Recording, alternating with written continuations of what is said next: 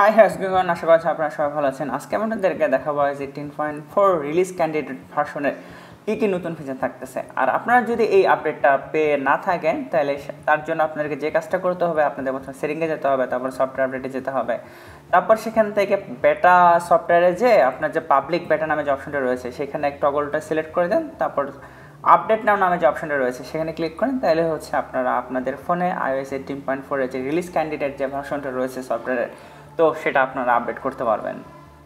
iOS এর ক্ষেত্রে যে রিলিজ ক্যান্ডিডেটগুলো ভার্সনগুলো আপডেট করা হয় আর কি, তো সেগুলো হচ্ছে অলমোস্ট যে স্টেবল ভার্সনটা রয়েছে তার কাছাকাছি। তো এক্ষেত্রে হয় কি আপনাদের ফোনটা অনেক বেশি অপটিমাইজড হয়ে যায়। এমনকি আপনারা যদি আপনাদের জেনারেল থেকে আপনাদের যে প্রিভিয়াস যে আপনাদের আইফোনে যে স্টোরেজটা রয়েছে সেটা চেক করে তারপর যদি আপনারা আবার নতুন করে চেক করেন তাহলে দেখবেন যে 1 থেকে 2 জিবির মতো আপনাদের যে ফোনটা রয়েছে আর কি আইফোনটা সেখান থেকে খালি হয়ে যায়। আগে এখানে 88 জিবির মতো খালি ছিল, এখন দেখতে পাচ্ছেন যে আমার ফোনে এখন 90 জিবির মতো খালি আছে।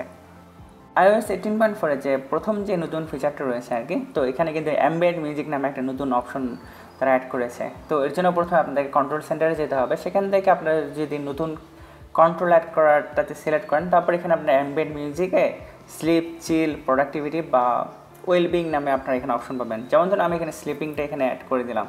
তো এটাতে হয় কি আপনারা যখন অ্যাম্বিয়েন্ট মিউজিকগুলো হচ্ছে এনেবেল করে দেন তখন হচ্ছে আইফোনে যে ব্যাকগ্রাউন্ড রয়েছে তো সেখানেই কিন্তু আসলে এই অ্যাম্বিয়েন্ট মিউজিকটা আসলে বাজতে থাকে।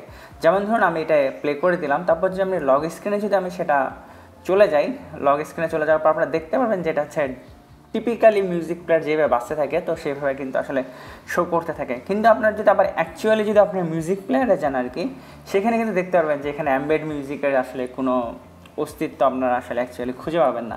এর কারণ হচ্ছে আপনারা যদি অ্যাম্বিয়েন্ট মিউজিকের সাথে সাথে আপনারা যদি আপনাদের মিউজিক প্লেয়ার থেকে যদি আপনারা কোনো মিউজিকও প্লে করেন সমস্যা নেই, একসাথে দুইটা জিনিস এখানে প্লে হতে থাকবে। আর আপনারা যদি অ্যাম্বিয়েন্ট মিউজিকটা যদি আবার অফ করে দিতে চান এর জন্য আপনাদেরকে আবার কন্ট্রোল সেন্টারে যেতে হবে। সেখান থেকে হচ্ছে অ্যাম্বিয়েন্ট মিউজিকের যে টগলটা রয়েছে সেটা অফ করে দেন, তাহলে আপনাদের অ্যাম্বিয়েন্ট মিউজিকটাও বন্ধ হয়ে যাবে।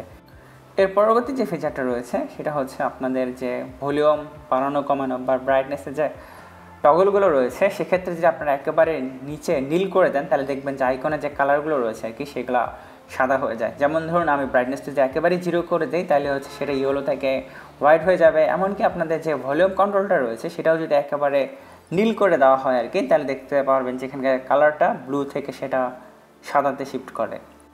এর পরবর্তী যে ছোটো চেঞ্জেসটা রয়েছে সেটা হচ্ছে আপনার কন্ট্রোল সেন্টার থেকেই কিন্তু আপনারা যদি কখনও সেলুলার ডাটা বা ওয়াইফাই যদি আপনারা অন করে থাকেন তাহলে কিন্তু এর যে স্ট্রেংথটা রয়েছে সেটা দেখতে পারবেন।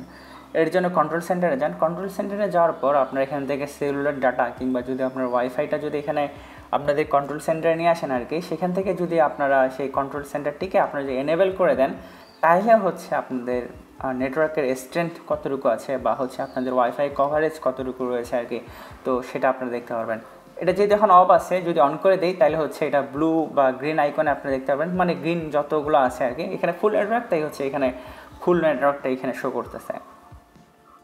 অবশেষে বেশ কয়েকটা মাইনর আপডেটের পর আইফোন হচ্ছে iOS 18.4 এর যে ক্যান্ডিডেট রিলিজ ভার্সনটা রয়েছে তারা কিন্তু এখানে তারা বেশ কিছু নতুন তারা ইমোজি আসলে এখানে অ্যাড করেছে। যেমন ধরুন এখানকার হচ্ছে আপনাদের নতুন একটা ফেসের ইমোজি, ফিঙ্গারপ্রিন্ট, তারপর রঙের স্ল্যাশের, তারপর হচ্ছে একটা বিটরুটের, তারপর হচ্ছে গাছ ভায়োলিন টাইপের, তারপর হচ্ছে শাবল টাইপের, তারপর হচ্ছে আর কি নতুন ফ্ল্যাগ তারা অ্যাড করেছে। তো এই জিনিসগুলো হচ্ছে আপনাদের যে ইমোজি আইকনটা যদি সিলেক্ট করে থাকেন তাহলে যদি আপনারা সেখানে খুঁজতে থাকেন আর কি তাহলে হচ্ছে এই যে নতুন যে 8টা ইমোজি তারা অ্যাড করছে আর কি, তো সেই জিনিসগুলো আপনারা অলরেডি পেয়ে যাবেন এবং যাদের ফোনে iOS 18.4 আছে তারাই মাত্র এই ইমোজিগুলো দেখতে পারবে।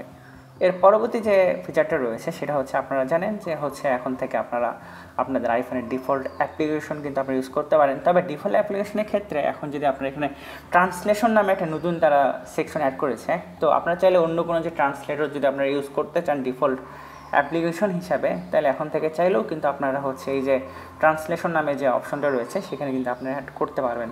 এটা হতে পারে গুগল ট্রান্সলেটর, আর এখানে যে অ্যাপেলের যে ডিফল্ট ট্রান্সলেটরটা রয়েছে তো সেটাই আসলে থেকে যায়।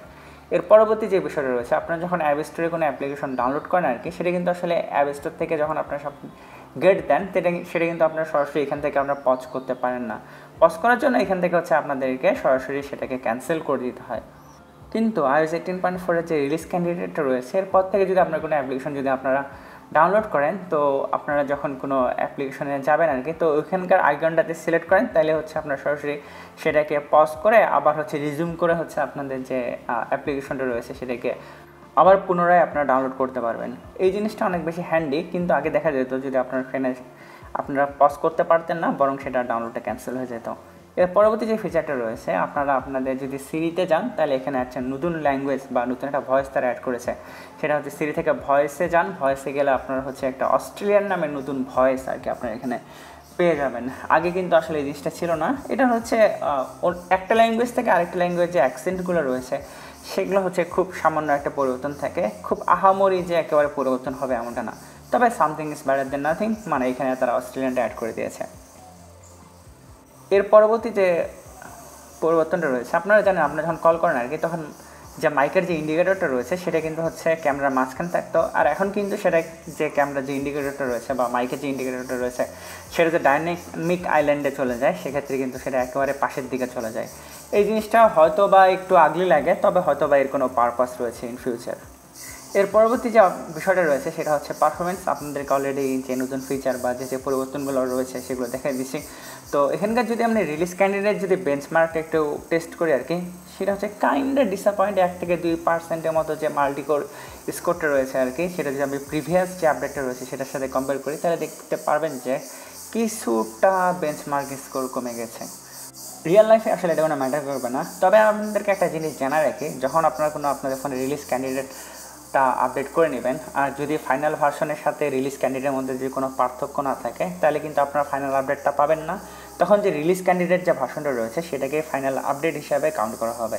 তো আজ এই পর্যন্তই, এতক্ষণ ধরে আমি আপনাদের সাথে ছিলাম। আমার যদি ভিডিও ভালো লাগে ভিডিওটি লাইক, আর যার মধ্যে আমার চ্যানেলটা সাবস্ক্রাইব করেনি, আশা করা আছে আপনারা আমার চ্যানেলটা সাবস্ক্রাইব করে হলেন। আর সবাই অনেক ভালো থাকবেন, টাটা, বাই বাই।